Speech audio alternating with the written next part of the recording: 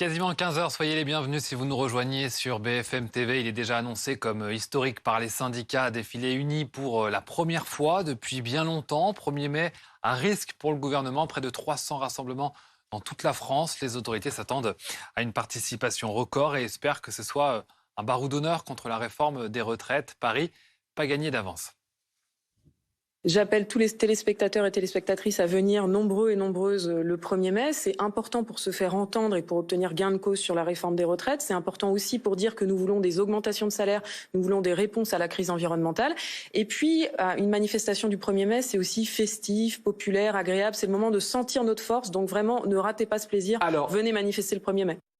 Approche très différente entre les principaux syndicats qui pourtant se présenteront unis ce 1er mai. On ira discuter avec Borne si on reçoit l'invitation, déclare Laurent Berger à la veille du 1er mai. Le 2 mai au matin, on déterminera ce qu'il faudra faire. On a intérêt à continuer de travailler en intersyndical sur la question du travail. Le délai de décence est passé.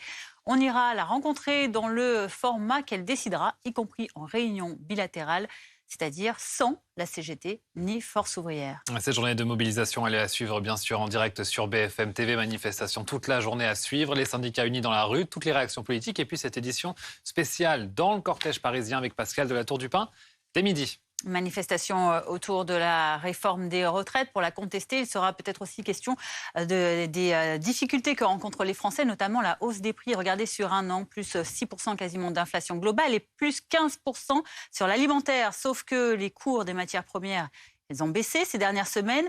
Des discussions sont actuellement en cours avec des industriels de l'agroalimentaire. Le gouvernement promet, je cite, une baisse visible dans les rayons alimentaires à la rentrée. Et depuis la promulgation de la réforme des retraites, il y a 2 semaines, c'est devenu un rituel. Chaque sortie présidentielle ou ministérielle est accompagnée d'un concert de casseroles. Alors comment ces actions sont-elles organisées parfois en quelques heures seulement? Et qui sont ces Français qui se mobilisent et parviennent parfois à perturber les déplacements ministériels. Juste après la pause, retrouvez notre document Casserole qui tient le manche par Yves Couan, Fabrice Babin, Régis Desconclois et les équipes de Ligne Rouge. On vous retrouve juste après pour le journal.